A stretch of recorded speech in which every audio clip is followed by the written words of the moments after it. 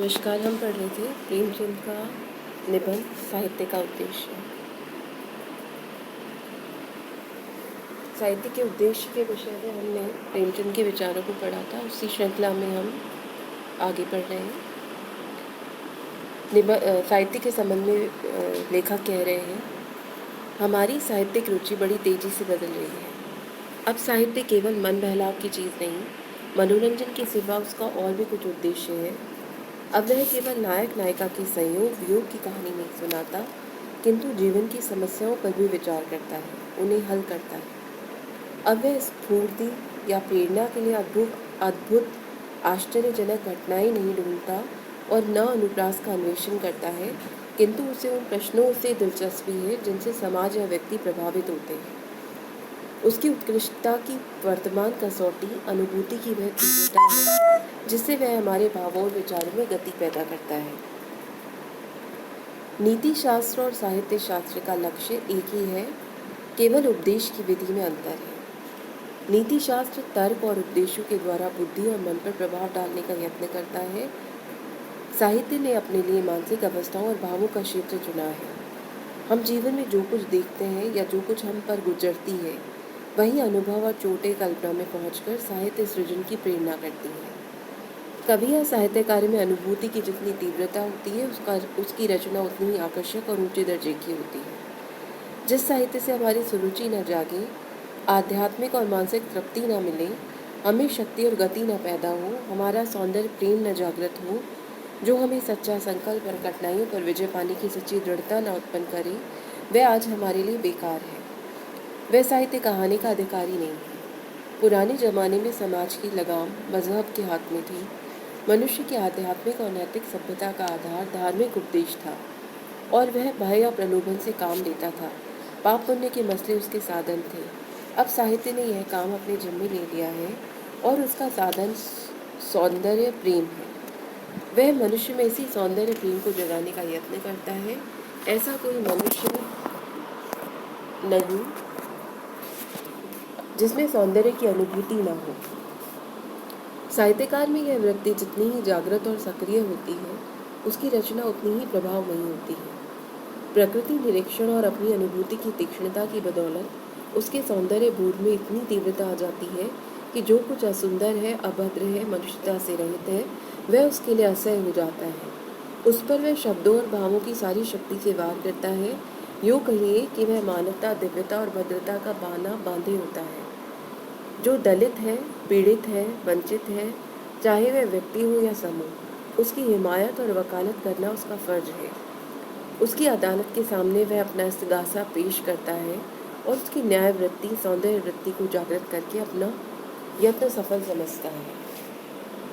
पर साधारण वकीलों की तरह साहित्यकार अपने मुवक्किल की ओर से उचित अनुचित सब तरह के दावे नहीं करता, अतिरंजना से काम नहीं लेता, अपनी ओर से बातें नहीं गढ़ता।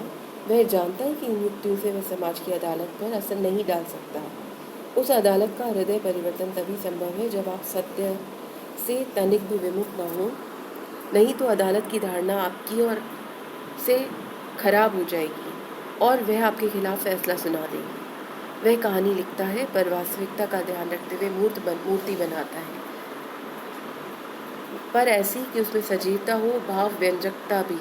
वह मानव प्रकृति का सूक्ष्म दृष्टि से अवलोकन करता है, मनोविज्ञान का अध्ययन करता है और इसका यत्न करता है कि उसके पात्र हर हालत में और हर मौके पर इस तरह आचरण करे जैसे रक्त मांस का बना मनुष्य करता है। अपनी सहज सहानुभूति और सौंदर्य प्रेम के कारण वह जीवन के उस सूक्ष्म स्थानों तक जहाँ पहुँचता है जहाँ मनुष्य अपनी मनुष्यता के कारण पहुँचने में असमर्थ होता है। आधुनिक साहित्य में वस्तु स्थिति चित्रण की प्रवृत्ति इतनी बड़ी है कि आज की कहानी यथासंभव प्रत्यक्ष अनुभवों की सीमा के बाहर नहीं जाती। हमें केवल इतना सोचने से ही संतोष नहीं होता कि मनोविज्ञान की दृष्टि से ये सभी पात्र मनुष्य से मिलते जुलते हैं, बल्कि हम ये इत्मीनान चाहते हैं कि वे सभी सचमुच मनुष्य हैं और लेखक ने यथासंभव उनके जीवन चरित्र ही लिखा है, क्योंकि कल्पना के गढ़े हुए आदमी में हमारा विश्वास नहीं, उनके कार्यों और विचारों से हम प्रभावित नहीं होते। हमें इसका निश्चय हो जाना चाहिए कि लेखक ने जो सृष्टि की है वह प्रत्यक्ष अनुभवों के आधार पर की है और अपने पात्रों की जबान से वह खुद बोल रहा है। इसलिए साहित्य को समालोचकों ने लेखक का मनोविज्ञान जीवन चरित्र कहा है। एक ही घटना या स्थिति से सभी मनुष्य समान रूप से प्रभावित नहीं होते। आदमी की मनोवृत्ति और दृष्टिकोण अलग है। रचना कौशल इसी में है कि लेखक जिस मनोवृत्ति या दृष्टिकोण से किसी बात को देखे, पाठक भी उससे सहमत हो जाए। यही उसकी सफलता है। उसके साथ ही हम साहित्यकार से आशा रखते हैं कि वह अपनी भव्यता और अपने विचारों की विस्तृति से हमें जागृत करें, हमारी दृष्टि तथा मानसिक परिधि को विस्तृत करें। उसकी दृष्टि इतनी सूक्ष्म, इतनी गहरी और इतनी विस्तृत हो कि उसकी रचना से हमें आध्यात्मिक आनंद और बल मिले। सुधार की जिस अवस्था में वह हो, उससे अच्छी अवस्था आने की प्रेरणा हर आदमी में मौजूद रहती है। हम में जो कमजोरियां हैं वह मच्छ की तरह हमसे चिपटी हुई हैं। जैसे शारीरिक स्वास्थ्य एक प्राकृतिक बात है, रोग उसका उल्टा हो, उसी तरह नैतिक और मानसिक स्वास्थ्य भी प्राकृतिक बात है। और हम मानसिक तथा नैतिक गिरावट से उसी तरह संतुष्ट नहीं रहते जैसे कोई रोगी अपने रोग से संतुष्ट नहीं रहता। जैसे वह सदा किसी चिकित्सक की तलाश में रहता है, उसी तरह हम भी उस फिक्र में रहते हैं किसी तरह अपनी कमजोरियों को परे फेंक कर अधिक अच्छे मनुष्य बने। इसलिए हम साधु फकीरों की खोज में रहते हैं, पूजा पाठ करते हैं, बड़े बूढ़ों के पास बैठते हैं, विद्वानों के व्याख्यान सुनते हैं और साहित्य का अध्ययन करते हैं। हमारी सारी कमजोरियों की जिम्मेदारी हमारी कुरुचि और प्रेम भाव से वंचित होने पर है।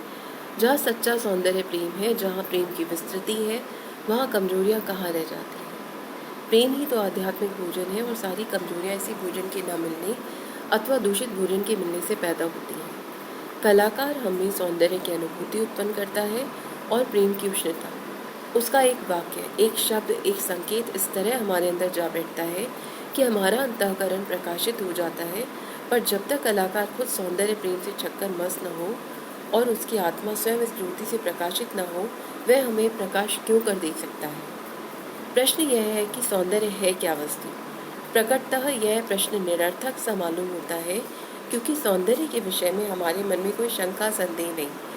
हमने सूरज का उगना और डूबना देखा है, उषा और संध्या की लालिमा देखी है, सुंदर व सुगंध भरे फूल देखे हैं, मीठी बोली बोलने वाली चिड़ियाएँ देखी हैं, कलकल निनादनी नदियाँ देखी हैं, नाचते हुए झरने देखे हैं।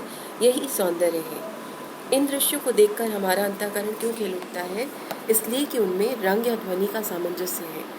बाजों का स्वर साम्य अथवा मेल ही संगीत की मोहकता का कारण है। हमारी रचना ही तत्व के समानुपात में संयोग से हुई है, इसलिए हमारी आत्मा सदा इसी साम्य की सामंजस्य की खोज में रहती है। साहित्य कलाकार के आध्यात्मिक सामंजस्य का व्यक्त रूप है और सामंजस्य सौंदर्य की सृष्टि करता है, नाश नहीं।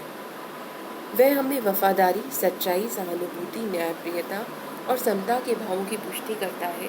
जहाँ ये भाव है वहीं दृढ़ता और जीवन है, जहाँ इनका भाव है वहीं फूट, विरोध, स्वार्थ पड़ता है, वे शत्रुता और मृत्यु है।